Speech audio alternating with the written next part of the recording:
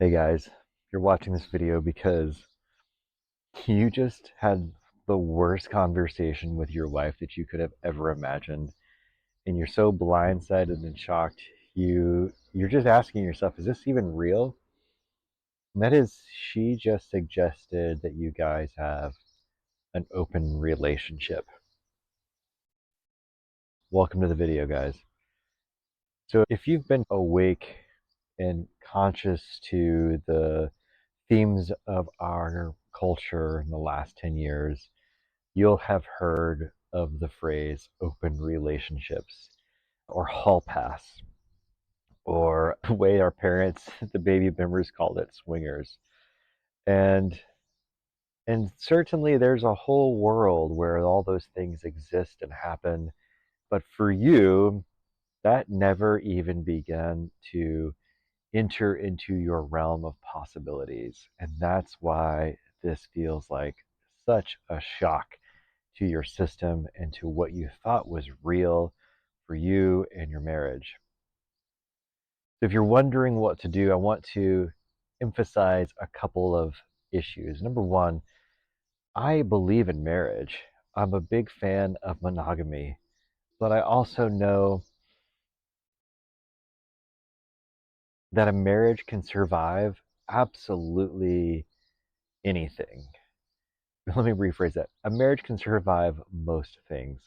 Certainly, there are extreme examples of a person losing their mind and committing crimes and stealing and doing all kinds of horrible things, harming people in particular, that is worthy of a divorce.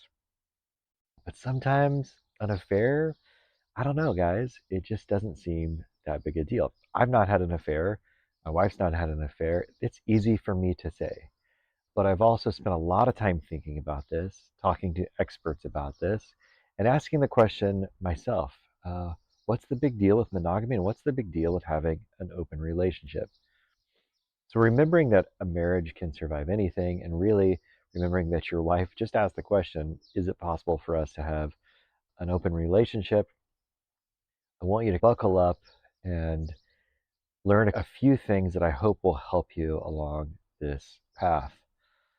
So, anecdotally, I've done a lot of reading on this, listened to a ton of podcasts, and I've talked to some experts, some therapists who specialize in relationships and sexuality about this thing in particular. Now, an interesting point of fact came up early in my research, which is the part of our brain that manages thirst, and the oldest part of our brain literally touches the part of our brain that manages loyalty and belonging and community. So there's a reason your body feels so wildly out of sorts when faced with this kind of question. In addition to that, if you've never thought about this question before, odds are it's because you grew up in a community and in a culture where that was completely forbidden. The irony with that, and at least in my experience, is I grew up in a culture that was just like that, and in a Christian evangelical culture where adultery was considered the most unforgivable thing a person could do. And yet, of the congregations I grew up in, the 10 congregations I grew up in by the time I was in my mid 30s, like 9 of the pastors had affairs. And that seems pretty normal to me at this point, kind of par for the course. I'm not saying it's okay or permissible. I'm just saying it happens a lot. And I'm going to propose a theory on why this is. And you can disagree with this. You can have your own opinion about it. But from what I've experienced and what I've seen is the more forbidden something is, the more a person is supposed to steer away from something. It tends to be, and especially in fundamentalist cultures, the more likely it is for a person to get stuck in that. And I've seen pastors and leaders rail against certain moral things only to get caught in doing that very particular thing in the end. So I have a suspicious eyebrow raised when I hear people start to rail against the problems with the world and culture and all those things. Again, I believe in marriage.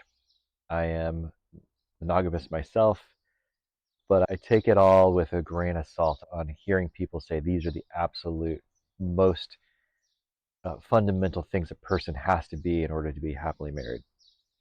Again, a marriage can survive most things.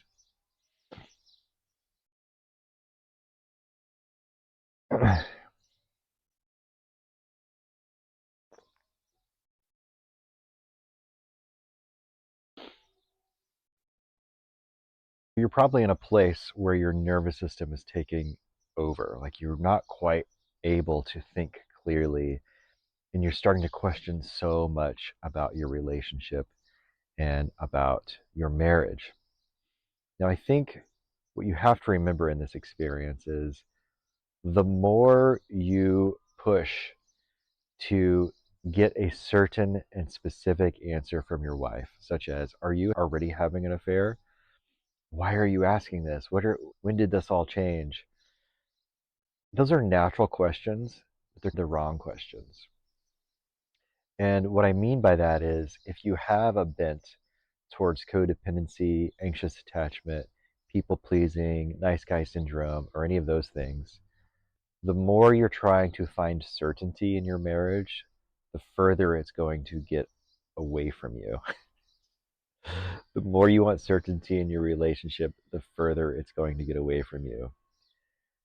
So I want you to take it a little bit different of attack, and it's going to feel completely unnatural for you. And that is to just accept that your wife is curious and be grateful that she's asking you this question instead of just going out there and doing whatever she could do. So get curious. Ask her, oh, that's an interesting question. What made you think of that? Because often what's going on is below the surface and below even that and way down in there is somebody who doesn't feel like their life is okay just as it is, and they're looking for an answer. And like I said earlier at the beginning of this video, this is a very popular topic. Lots of people are talking about it. It's in the mamosphere. It's popular on the conscious thinkers of Instagram and YouTube. And this leads me to my next point. When I was talking to one of these therapists that I was mentioning before, almost right away, and this guy was, I'll say this, in Portland, Oregon, he could not have been more liberal in the mental health space. And I don't want to say too much about him personally because I think it could color your view of what I'm about to say. But he closed his eyes and shook his head. He goes, "It never works. Polyamory always ends up in some kind of disaster." I hope you can hear that and just go, okay, your intuition is at least partly right, in that it's a lot to juggle and it's a lot to try to manage. However, don't lead with that. And what I mean by that is the more you try to convince your wife that this is the wrong choice, or the more you try to convince her that she's making a mistake or out of her mind, obviously the more she's going to push back against you. Again, you have to get to a place of acceptance and curiosity that she's even having this conversation to begin with. Now, I deconstructed from my faith about 10 years ago. 10 years ago? Yeah, 10 years ago. And so for me, this question was like really a question of what everything was happening in my life at the time. And since then, you've heard me say, I've come back to faith. It's been about 2 or 3 years where I'm really loving my experience in faith. And yet, even as I'm back in this thing, I'm not super worried about someone's condition if they've had an affair. Think about Jesus having the experience with the woman who was caught in adultery, and he said to those guys who were about to judge her and stone her to death, "Let he without sin cast the first stone." We see Jesus having mercy over and over again with people who would normally think, "Screw that guy, that guy deserves the worst," or "that woman deserves the worst." So I want you to start to put that lens on your own eyes. We're all going to have these moments in our life where we're going to question things. In my experience, what I've seen is the more freedom we have to question, the less likely we are to overgrip and to steer ourselves towards disaster. Now, we might get off track for a while, but disaster occurs when we're absolutely certain that something has to be a very specific outcome. And when it doesn't, our expectations are so high, there's more distance for them to fall. I hope that makes sense. A couple more fine points about this. One is, if you've heard her say this and she's asking you this question, it's because she cares about your opinion and she's curious about what this could mean for your future. One thing that's really important with this kind of conversation is that you guys have solid rules for what this could mean for you. Again, I've never experienced it. I've never gone into polyamory, but you have to still have rules in your relationship. And if you guys are thinking about this, then you need to have very open, communicative rules set out for what this could mean and the consequences of what this could mean for you in the future. Personally, I thought about all this stuff. I looked at my life. I looked at how much time I spend thinking about just my normal to-do list every day. And in the end, I thought would just take up too much bandwidth for me, and I don't want to do that. That's a very simplistic way of me describing the conclusion that I spent months thinking about. I really did. I spoke to a ton of people. I did a ton of reading. I thought in the end, this makes my life more complicated than simple. The con outweighed the pros for me. The last thing I'll say is I've known a fair amount of people who've actually dipped their toes into polyamory, into open relationships. My own experience of watching this happen with them is the vast majority of them either ended in disaster, the relationships ended in disaster, or they just said, actually, this isn't for me. And that's okay, right? And the small minority said, yeah, this is okay. And they dip their toe into it every once in a while. Again, I'm not there to judge. I'm not to say it can work for you, or I'm not to say your life is going to end because of it. I'm here to say you're going to be okay no matter what. And if you decide to be okay no matter what, you have a much higher likelihood that you are going to be okay. So take control of your nervous system. Go for a run, call a friend, do some push ups, get in some cold water. Know that your wife actually loves you and respects you enough to even bring this up. Really think about this. Go watch some other stuff. Don't act out and go do it preemptively to get revenge. Make sure you're not acting out of your own anger. Make sure you're not acting out of morbid curiosity that's going to lead you to do something that you will regret later. And get curious. Lean into why your wife is asking this question. Maybe there's some part of you in your relationship that she doesn't have enough access to from you. Maybe that's love, acceptance, adventure. Who knows? Maybe there's something below the surface, like I mentioned earlier, that needs to be unearthed. Maybe you guys need to go speak to a therapist together. Maybe she needs her own therapy and you need your own therapy. Maybe you need the help of a coach, or you both need the help of a coach. When I went through all this, I asked so many people. I looked under as many rocks as I could look under. I read as much as I could, academic and personal. And in the end, I thought it's just not for me. So wherever you are, you're going to be okay. And let me say this, I love my experience with God. I love my experience with Jesus. And I don't think this is too big for God to handle. I don't know where you are on your faith journey, but know that God saw this coming from the very beginning of your relationship, and therefore He factored in this giant speed bump that feels to you like it's a mountain.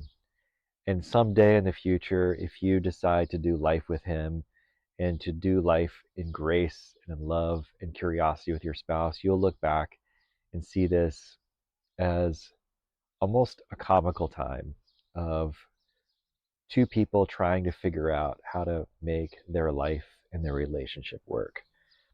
This might piss some of you guys off so much, and that's okay.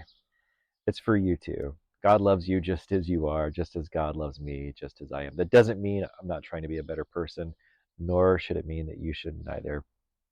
It means that even at our best, we're going to mess up. And along the way, it's okay to break some eggs. All right, everybody. Grace and peace. By the way, if you need some help, I've got some links to some resources below. One of those resources is a new guide I just finished last week, and it has all of the kind of 15 top actions that nice guys, codependents, and anxiously attached men get stuck in, and then 5 areas of their life that they need to head towards in order to change, plus a ton of links to videos and teachings on how to unwind from all this. If you need specific help, if your life feels like it's just about to boil over and you're trying to navigate the divorce or heal from codependency, or you've got some problems with alcohol or drug abuse along the way and you need some extra help, then do this. Go to my link, click the intro to coaching call with me, get on my calendar right away. I'd love to hear your story. I'd love to talk to you. And in that hour, help you get a roadmap to get your life back together. Okay, guys, take care. Tune in next time. Don't forget to like and subscribe. Ciao.